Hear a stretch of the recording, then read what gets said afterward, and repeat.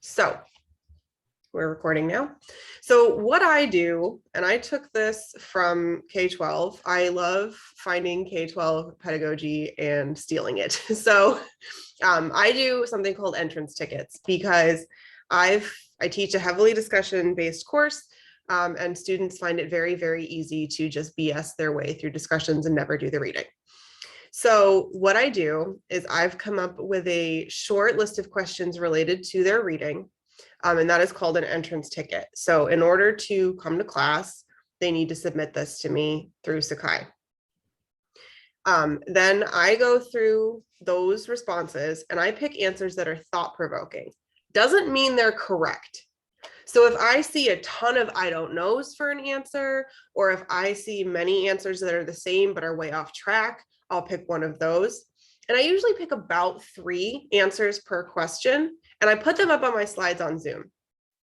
And I have the students use the chat to vote for the answer they like the best. And then we talk about why. And this gives them the space to say, yes, I didn't understand this question, or the author said this on this page, but then they contradict themselves, or things like that. And I find that when I do this, it significantly decreases the amount of time that we are all just blinking at each other, because they already thought about these questions. So if they're not people that think on their feet well, they've already had time to think about this. They've come prepared knowing that they didn't understand something, or they really felt like they got something. They're understanding that quite a few of them are saying the same things or coming to the same, slightly incorrect conclusions, and they feel better about it. And I know who the shy students are, so I know who I can prioritize in my answers. And I've gotten course feedback that says, like, I feel like I did well in this class because I saw my answers up on the screen a lot. And so it kind of like empowers them and builds their confidence. It is a bit of work on the faculty front end, I'm not going to lie, but the discussions that I have are so rich that I would do it 1,000 times, to be honest, because it gives them a springboard. And it gets them talking to and about each other's ideas, even if they don't usually like to share them. And this takes us the whole class. We go through all the readings. Sometimes we go on tangents, if that's kind of where we were at. And they definitely seem to like this strategy. This could also work with your jigsaws where, instead of me reading someone's answers, the group agrees on an answer and then feeds it back to the class. But I do really like this method for getting my students to speak to each other.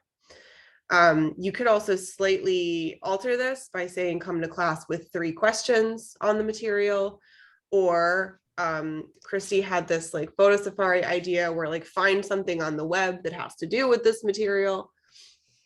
And I'll let her talk about this more in depth. But I do really like the idea of some written submitted thing before class meets. That's almost a pre-discussion that you can then use to facilitate the in-class discussion. You could say, what's wrong with this answer? You could say, can we see how this answer, how did this person arrive at this answer, like given the material? I often ask them, again, I'm teaching 18-year-olds, so I'll say, like, did you all pick answer 2 because it says patriarchy and you think a big word makes the answer correct? Like, what is it about answer 2 versus 3 that you're all picking 2? Or so-and-so, you're the only one who picked answer 1. You want to, just tell us why. And I really find that they like it. And they can, again, this is an opportunity for them to go in the chat privately to me and say something. And then I save the chat at the end of class, and that's part of my attendance. You can never use your mouth in my class, but if you're consistently voting and you're consistently talking in the chat, I know you were there and I know you were engaged, and that really helps my more reserved students feel more comfortable.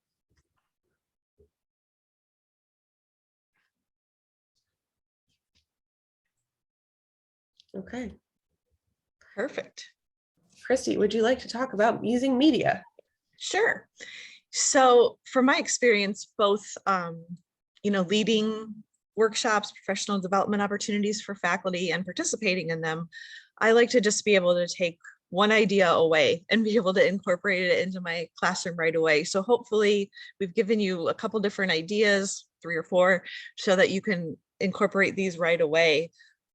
Most of my teaching has been online, and the seated that I did do, I call it seated, but the face-to-face teaching that I did do was pre-pandemic. So personally, not a lot of Zoom other than office hours. So I really do appreciate all of you, and I recognize how challenging this is. But one of the things that I like to do is to send students on a scavenger hunt. So, you know, as I think of different teaching strategies, I try to think, how can it be adaptable and transferable to different modes of delivery? And I think that this is great. You could do this in a live Zoom class. You could do this in one of your discussion questions. I mean, you could even do this face to face, because so many students have laptops or cell phones with them. But the idea is that you have a topic or a concept, some sort of theory, and you want students to find a picture or a song, something that resonates, that they understand that concept or that idea, and then they're going to bring it back and share it. So they can either do that, like I said, in the live Zoom session, or they post that as a discussion forum response. But it doesn't just have to be, you know, so specific where you're kind of directing where you want them to go. I mean, that is a one way to do this. It'd be very intentional, send them on a direction. You know, for studying marketing, I want you to show me how you understand the 4 P's of marketing. You know, how do you understand that? But also it's a good way if you want it to be an icebreaker. You know, post a picture of something that represents you. So that way it doesn't have to be their actual picture of themselves, but it could be something meaningful to them. You know, my dog, the mountains, you know, whatever they want to do with that. But the idea is that you don't want to just limit it, and you can make it very broad. You can incorporate current events. So if there's something going on that relates to your course, and you can say, go out and find a current event or something that relates to this. It can be based on, you know, interviews that are done, NPR documentaries. You know, you can take this in a whole host of different ways, and there's no right or wrong way. You just adapt it to your teaching style and to the learning style of that particular class that you're teaching at that moment in time. So they're not limited into how they demonstrate or share what they're thinking or feeling. You're leaving it very open. So Christy, I could see, like, all right, so I mean, just on the spur, you would say to students, okay, you just finished this poem, whatever, and for some reason I'm thinking poem. Go out and look for something, you know, that expresses your feelings about it. Right. Would you then have the students share the screen and talk about their, I mean, take a picture and then share the screen or photograph? Right. I mean, I'm thinking there's some technical things that you have to overcome with something like this. It may not be, it may be something that you'd want to assign at the end of a Zoom session so that they're prepared the next session to do it. I don't know. Abby's got her hand raised because I'm like trying to figure out the best logistical way for them to, if you wanted to do it in the actual Zoom session. Go ahead, Abby. I'll take one tack, and then if Christy has other answers. Okay.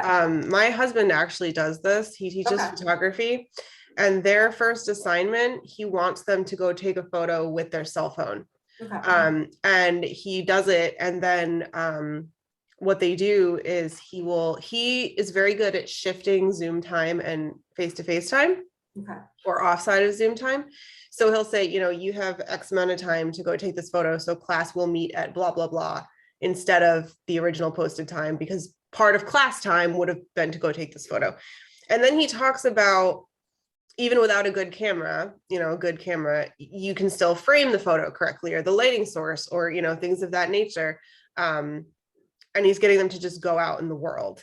I had an activity planned pre-pandemic where we had a reading about bathrooms. So like disabled bathrooms, gender neutral bathrooms, and they were to leave my classroom and go look at the bathrooms on the floor of that building and see what they see. So if you've got students that, work outside of their homes, you could have them do it at work, you could have them do it in a Starbucks. It doesn't have to be like a physical picture. I think that Jamboard would be a good way to do this. And I think that this activity would also be great for shifting that Zoom time.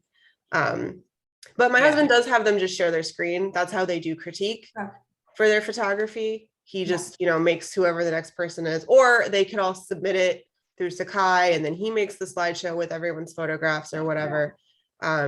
I think it could get technically intense, but I also think it doesn't have to.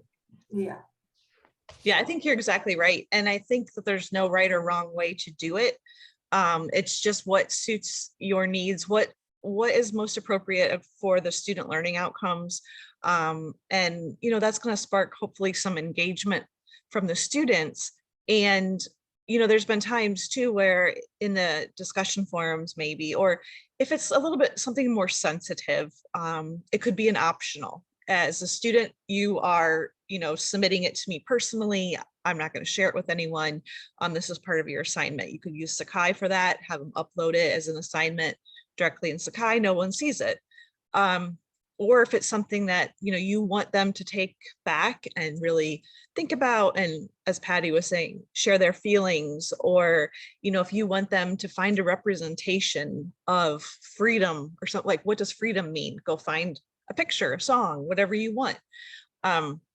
I think there's a lot of different ways that you could take this and really make it your own. I do like the idea, like for Zoom, that kind of breaks it up again. I don't want to always be the sage on stage. I want to be the guide on the side. So let me share some ideas. Let me pose some questions, and then let's have a conversation. So, right, Abby, there are a lot of tools that work well for asynchronous video or photo discussions. And you can always reach out to us, your AT team here at Antioch, to help for technical solutions. We're here to help you with those, as well as any of the, the pedagogy. If you're looking for help trying to come up with an innovative assignment or activity, we've seen a lot of different approaches. I've seen great ideas. I myself, in some of my courses, have pitched some assignments that failed, but I think I learned more from those than I do from the ones that are actually successful. But we're here to help you along the line, and especially if you need help in Sakai, coming up with a template or a course design that you want that's interesting and hopefully prompting student participation and engagement. This is our research area, if you will. This is our passion. This is what we do. So we're here to help.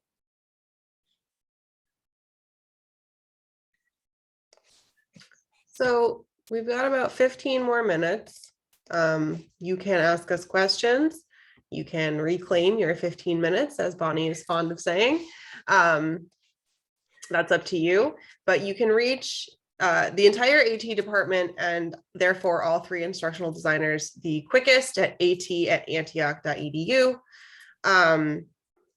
In terms of tools, we did not want this discussion to be too tool-based and heavy, but there are definitely some really excellent tools for asynchronous discussion that handle multiple means of information really well. So if you're looking from that accessibility or that learning style lens to kind of increase the way students can respond to you, there are definitely tools for that. But that's what we have for you today. We're happy to share stories or successes, challenges, anything you want to talk about. If you have ideas for future workshops, in the past, I've done like coffee and conversation, which obviously we can't really do right now since